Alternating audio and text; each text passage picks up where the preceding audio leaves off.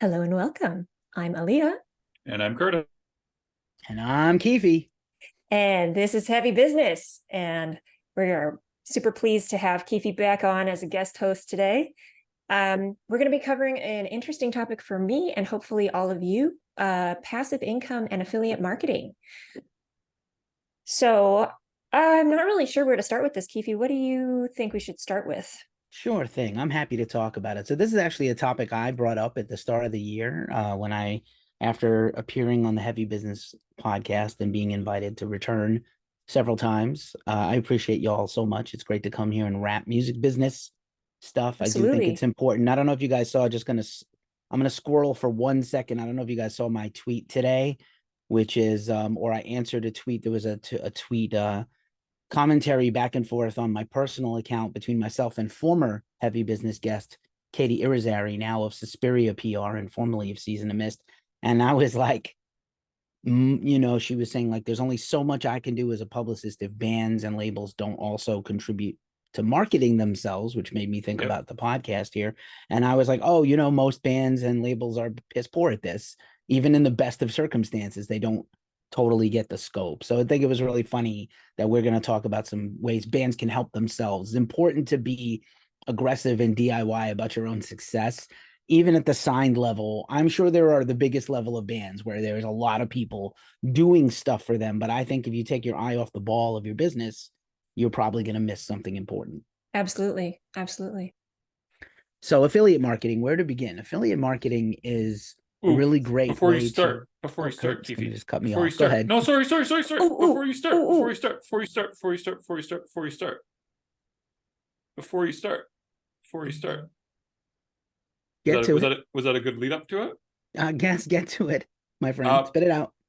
so is this going to be a complicated subject? I just want to have this clarified right at the get go, Keefe, because I know I've had a lot of people tell me this is too complicated. So before you get into it, tell us, is this going to hurt? It's not going to hurt. Allow me to demystify this for you in the simplest terms. And I know that I am a person that I love to complicate stuff. Look at my face. I'm not going to this time. I'm going to keep it real simple and very bare bones and brass tacks. And this is a big umbrella. I really think of it more of the topic of passive income for your band. But of course, active income is making sales, promoting your album release, doing a pre-order, pre-save on Spotify, since that also equates to sales in a way. Not very much, but But I'm going to a try to. listen is a sale Oh, every in. listen is theoretically a sale on some streaming platforms, not all. So I saw a great from another former C Square client, Stormland brand, was commented on a thing I retweeted from someone else that was like, yeah, buy the thing on Bandcamp and then let it stream on Spotify. Listen to it on Spotify, but buy it, buy merch, buy a pre-order. So I thought that was great. I'm going to keep it as simple as possible. What we're talking about here, and it's a big umbrella, right? How we were just gabbing offline about the wide array of things that could fall under affiliate marketing, but specifically, affiliate marketing is when you have a relationship with a brand or another business or a business partner in which, for mutual effect, you promote them, you help make a sale for them, and they give you something back for it, a free credit, something, something. There's a great thing. I started using StreamYard for my weekly live streams every Thursday. Find us on social media in the evening on Pacific time. And we do our weekly rock and metal news show that I host. And I know a guy. I started using StreamYard, which is a streaming platform you need to be able to go live and do live streams. And I know a guy who got the StreamYard logo duck tattooed on him for a free pro account for life. That is incredible. Didn't really put money in his pocket, but it saves him money, Pew, right? pew, And it pew, pew. saves him. Yep. Sorry. The StreamYard app, people can go live on their own social medias without it. Is this what helps you to stream on multiple platforms at the same time? Multiple platforms at the same time in a uniform way. It doesn't have TikTok or Instagram yet because they haven't opened up the API. But basically, I now can stream all at once on Twitch, which is hard for me to just dedicate Twitch time, Facebook, Twitter, all at the same time. YouTube, of course, all at the same time. Universal, all my comments in one place during the live stream. So already it's kind of a hot mess because I also have TikTok and Instagram going on different devices, but I'm able to get all the other ones unified in one place. It's super helpful. It's super professional. They give you all the tools to succeed. It's not that expensive, honestly. And there are other OBS, and there's a lot of other, for your Twitch people who are real experts at this, there's a lot of platforms, but I like StreamYard.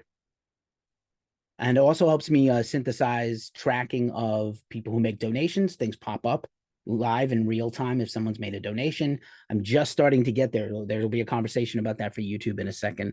About those are a little more active income things, like a live stream gift or donation or super thanks. But yeah, affiliate marketing is whenever you have a relationship that helps you make money, and you're doing work you would be doing anyway, promoting stuff that helps your brand.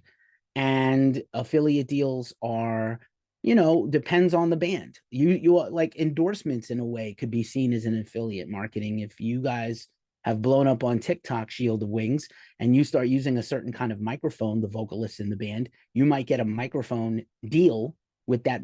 A microphone brand might approach you and be like, "And we heard your viral TikTok got millions of views. Why don't you, here's a set of microphones, and if you promote them with our special link and make a sale, we'll give you some money as well as keep these microphones." So I had a very similar thing happen to me. A lot of people have approached me to promote their stuff. I don't always like the stuff that I'm offered. And you have to be discerning.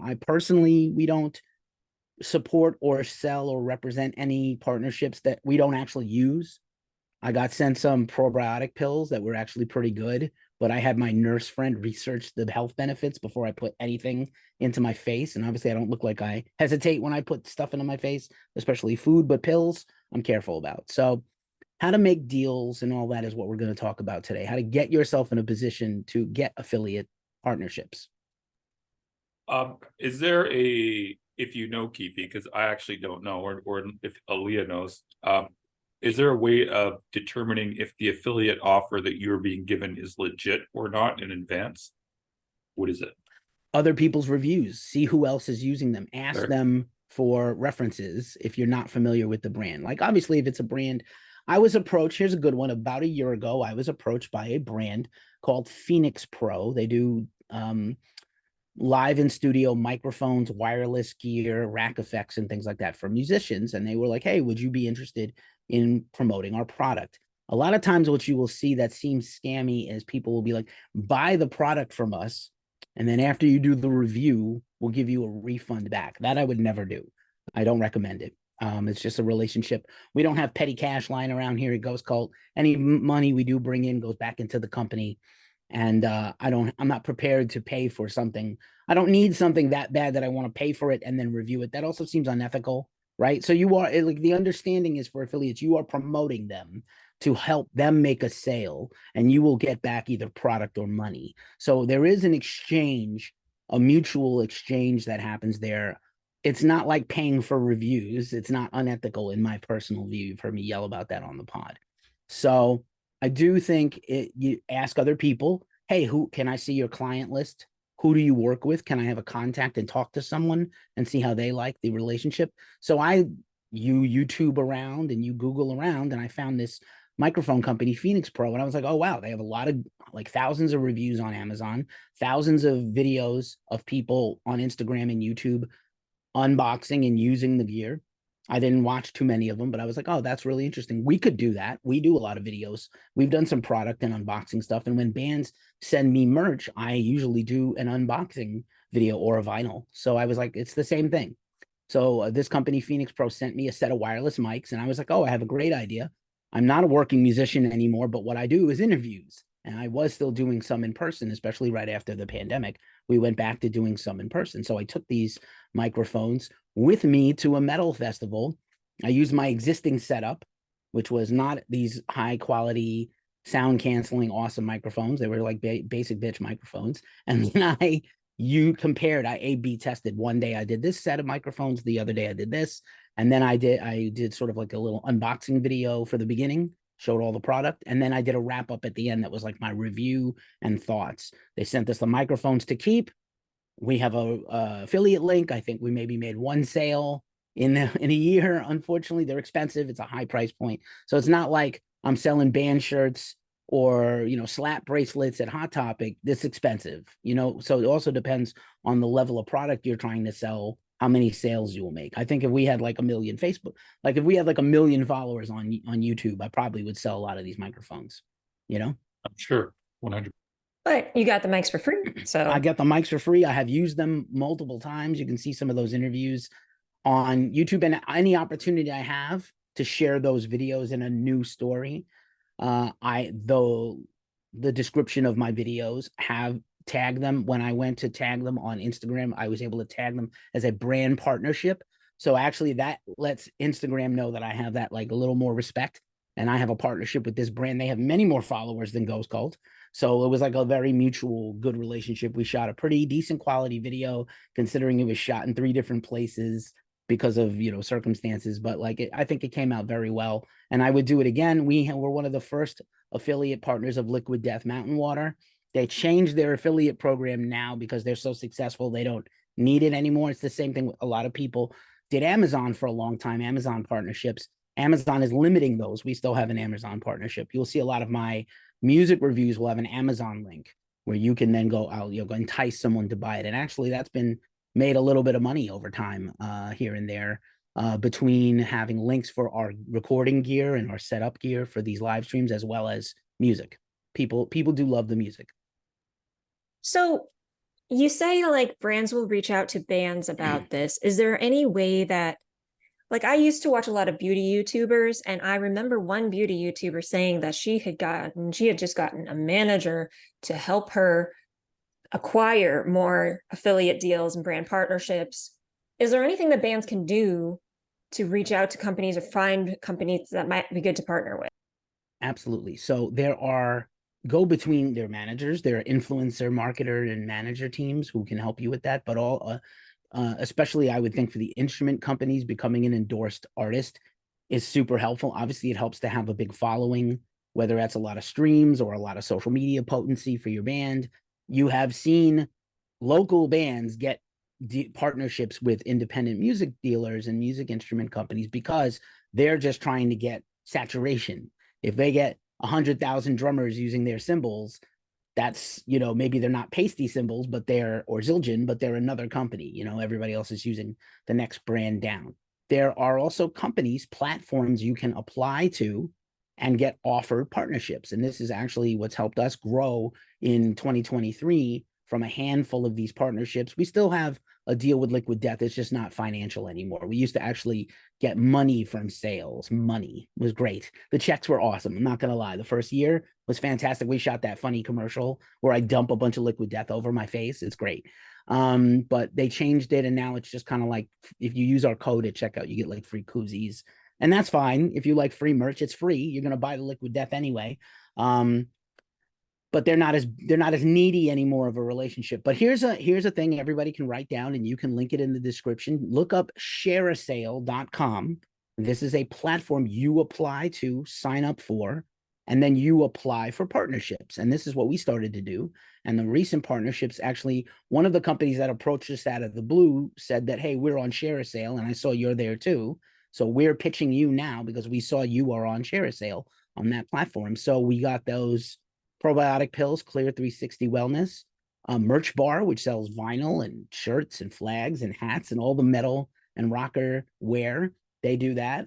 We also teamed with 123 Posters, which gets all your posters. There's also a sheet music company that accepted us. We're just starting to roll out the promotion of this now wherever I can mention it. Obviously, if you have time to dedicate to make like dedicated content to promote those relationships, that's better. But if you work it in naturally into your website and not like force it in where it doesn't belong, that's a great thing. So we're not talking about ghost jewels on Instagram.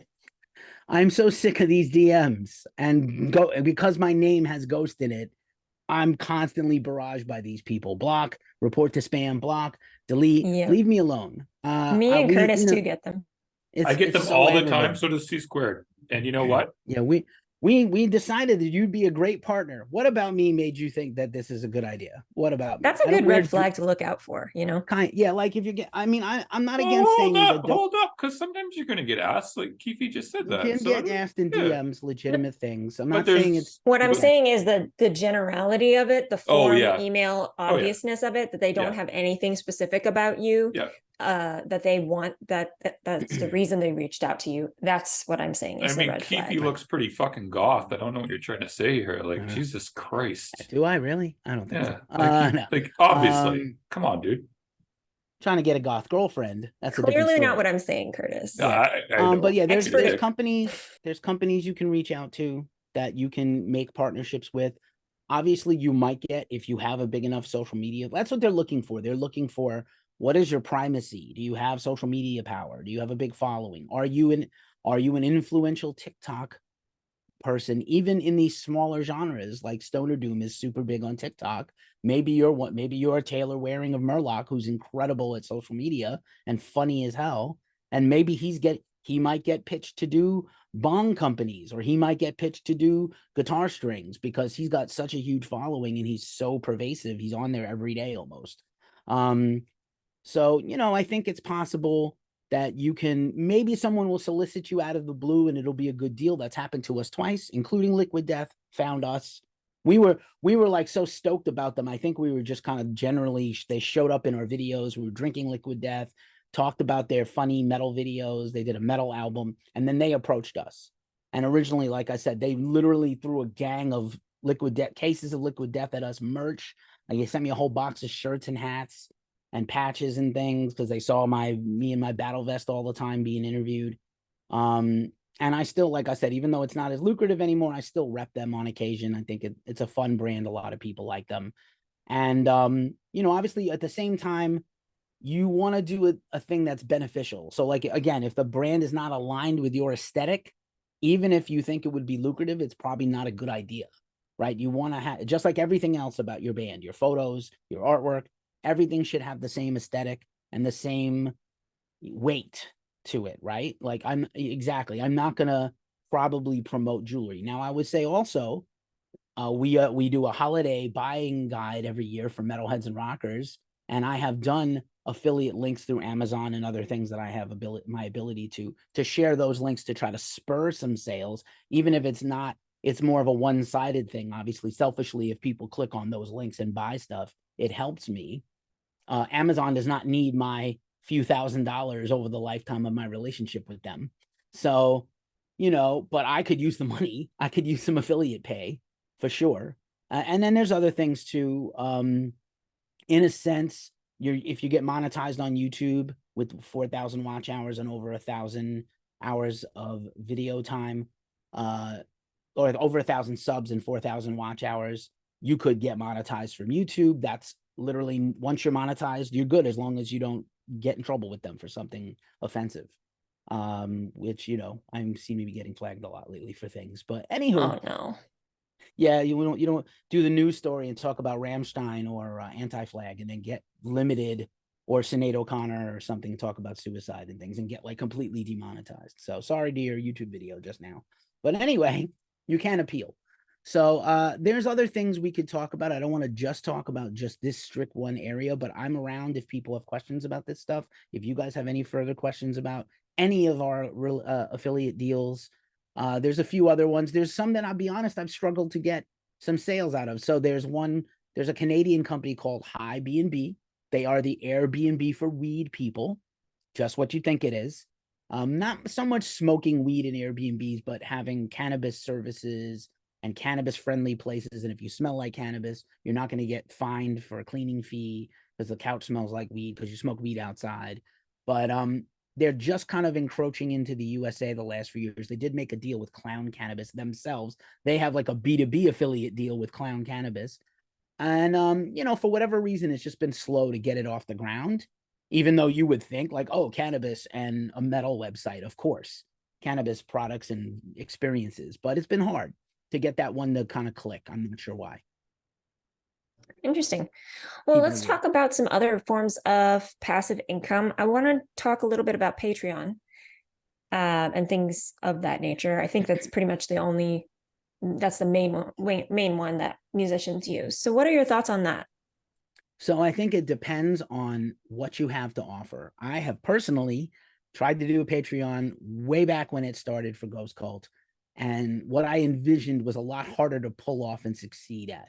So the number one thing you have to do a successful Patreon is, what do you have to offer like you should be offering certain content for free, right? We're talking about like what is the exchange? Music and content in exchange for payment monthly, your subscription to become in the inner circle of my band, right? It sounds cool on paper. Does not work for every band for two reasons. One, what do you have to offer that you're not already giving away for free? And two, and maybe judging your audience and how much they love you and how much they're willing to support you. And B, the consistency factor. If you can't be consistent, you're going to struggle. You can't disappear for months at a time and then come back and be like, we're back. It doesn't work. Fans don't respond. So I think for us, we were like, well, as a news organization covering music news, as well as all the video and creative content we give away for free, what would I give away at a premier level that would make someone pay for a deeper experience? And the answer is, we don't know. It didn't work. So I think you have to have those things sorted and organized, and it can evolve into different things over time, but you have to be sorted and organized in the first place. Yeah, I think some things that I see doing really well, if you look at the band Elaine's Patreon, having something physical, even if it's just like a print, a photo print. Obviously, they have very aesthetic band members, so they can do that. Like they can create photographic artwork, and it doesn't cost them very much because they're the photographers, they're the editors. They just make a print, they sign it. That's a good perk. People like physical stuff. Or some tangible things, like Adrienne Cowan's got some lessons on singing. She's got some voice lessons as part of her Patreon rewards. And so that's something tangible that you can learn that you would normally have to pay money for anyway. So things like that, things that are a little extra special, things that aren't, like you said, aren't what you're already giving away for free. I think Spirit Box did that initially before they got super big, where they were also doing a Patreon and they were doing like monthly chats, private, inner circle. That's something that people do a lot too. Yep. Right. Who were you referring to? Spirit Box. Oh, Spirit Box. Okay. And also, like behind the scenes of the video we shot in our backyard, inspired by Midsommar, Holy Roller, right? Like they did that video on a shoestring budget in their house. Sick. And it looks amazing, right? And they were like, here's how we did the makeup, and here's the tutorial, and here's this, or here's me doing vocal takes before they hit the internet and blew up TikTok and YouTube. Those things lived as Patreon content, I'm pretty sure. And a few bands have done it very well. I'm with you, Aaliyah. There are definitely some bands that are better at it than others. You have to give, what experience do I have? And also like set your tiers correctly. I understand like how much money I would like to have versus what is a realistic amount to ask for. Another friend, I'm just going to shout out all our friends today. Another friend to Heavy Business is Jessie May, right? Jessie May from Turkey Vulture and Owl Maker has a Patreon for her book and her blog, Metalhead Money. And she is giving exclusive interviews, deeper content, a newsletter, and the tiers are not outrageously priced. She's just trying to get money to pay for the URL for the web every year, right? She's just got very modest goals that are, have realistic goals like everything else. And, it's pretty awesome to support your friends. So I think like on that case, off the top of my head, I don't remember seeing, you can see in most cases how many subscribers people have, which gives you a good idea about like their, how strong it is. Now, look, if what is the difference between 5 people paying $5 a month or 100 people paying $1 a month? Money. So, like it just depends. Like, I think some people, just like their music and their popularity, in their mind, they overinflate their popularity and the strength of their fan base. So, some people just have ravenous fans that will take, please drip, drip, drip out this content to me every day. It'll make my life better. And I totally can appreciate that. And other people, it falls flat. So what do you do when it does fall flat? What would you guys suggest? Okay, I did a Patreon and it didn't work. What next? What do I do now? So I want to clarify one thing though, just on the Patreon. If you're going to do a Patreon, it's going to take a lot of fucking work. Like everything that Keefy just said, that's a lot of fucking work. So don't just start a Patreon and expect people to just send you money monthly and not do anything, because that's a problem that a lot of bands have, I've noticed, is that they will start a Patreon, they won't update it, they'll get a bunch of subscribers, and then everybody just falls off and it looks like a big fucking ripoff. So just wanted to add that there. What I Fair would enough. say to, oh, go ahead, Kurt, go ahead. You go ahead. I was just going to try and answer your question. I'm not an expert, obviously. I don't have a Patreon. I don't have a coffee account or anything like that. But if it's not being successful, one thing you can do is just reevaluate the perks that you're offering people and see if it's really offering value. And if you're not really offering value to people and you can't think of something that would offer more value to people, then you should probably just kind of put a pause on that, close your account, focus on building your social media gathering or following, and change your focus a little bit. Here's one thing I'll add to that, which is to say that let's say you have a Patreon and it doesn't work out. You know what? One valuable thing you are going to get out of a Patreon, if it doesn't work, is emails. So what Good point. Patreon does is it's basically platform and email based. It's not an app, it's an experience. So you are getting an opportunity to communicate all the time with people that is outside of the norms of social media that everyone is getting sick of. So this is super valuable. And I think if you do have a Patreon and it fails, don't forget about those emails. They are valuable. Ask people, hey, can I continue? Hey, the Patreon didn't work. I do appreciate your support and interest. Is there a way I can keep emailing you occasionally updates on our band? That would mean a lot to us. And I think some people have gotten off Patreon. There are other platforms or other means to collect money and for the experience. I know Amanda Palmer, who I never shut up about, started on Patreon and had like $1 million of a year on Patreon, which is insane. I'm sure Patreon takes a lot of that money. They'll take their share. Taxman takes their share, but I think she eventually moved off to another platform or her own email list and enticed people to pay payments in another way. But at the same time, she's still doing that. She's still writing personal blogs, private podcasts, video chats. She will do ninja gigs that she only announces to her Patreon people and her mailing list people. And then on a huge level, in a way, the fifth member club from Metallica, which used to be like a private thing for decades, they made it public for everybody when they launched All Within My Hands as a means to help boost their nonprofit. So they were like, hey, if you want the enter contest for these incredible experiences, donate to our nonprofit and sign up to become a fifth member, which you used to be, again, exclusive and you get private things, but you pay like one. Or Lamb of God had the Congregation about 10 years ago. I think I still have a patch for it somewhere on my vest. And you would pay like $30 a year and get an exclusive patch and a letter from Randy and some free stickers and first dibs on concert tickets. Especially in this environment where tickets are going crazy for crazy amounts once they sell out. I think these are all good ideas. So again, even at the highest levels, like an Amanda Palmer or a Lamb of God, they had the idea that like we have to give something more than the basic stuff. We give the basic stuff away anyway. It's a constant, it's a face game. You're giving yourself to your audience all the time anyway. And you don't want to alienate your regular audience anyway that might be like, well, I can't get this stuff at all now that used to guys do for free. So you don't want to have that actually happen to you either. Sorry to Captain Actually You, but like you want to be careful with that. Right. I wanted to just get on to a couple other things here because I know we're running out of time. Yeah, let's move on. Bandcamp. Let's talk about Bandcamp just super quick because a lot of people don't even try to do the subscription thing anymore, I've noticed. I don't know if that's just because it doesn't work for most people. I'm gonna be honest, I didn't even know it existed until you said something. So. Oh, really? Okay. You guys would probably do okay with it if you had stuff that you could put on it every once in the odd while, just as an aside. But my understanding of the Bandcamp subscription service is a lot of labels are using it nowadays. I had a couple subscriptions, Avant-Garde Records, I had Black Lion, and I had something else. But I'm not a big digital guy, so I stopped personally.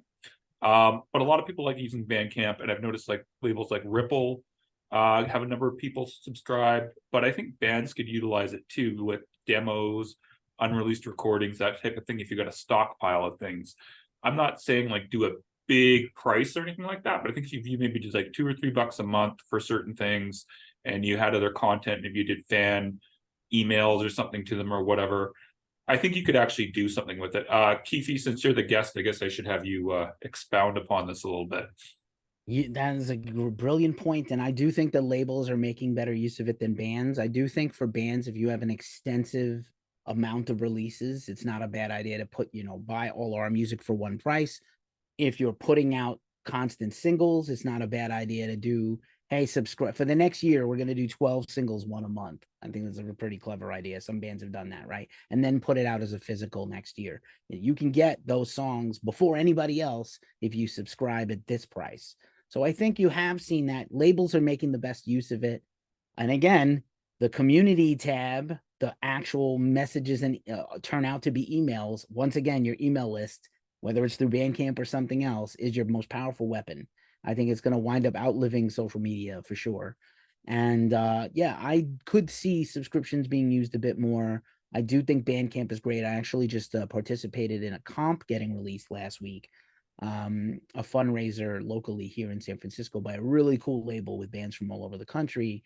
And they had never had a Bandcamp before. They did everything kind of piecemeal through their website. So we helped them launch a Bandcamp, and GhostCult was the marketing partner, in terms of, doing the premiere. So I thought it was really cool.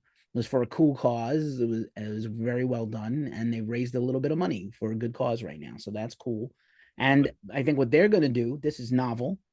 This is Fine Chamois Records, if people want to look it up, Fine Chamois on Bandcamp and other streaming platforms. And I think what they're going to do is for the fundraiser, until the fundraiser is over, it's just going to only live on Bandcamp, and maybe physical products can be pre-ordered on their website.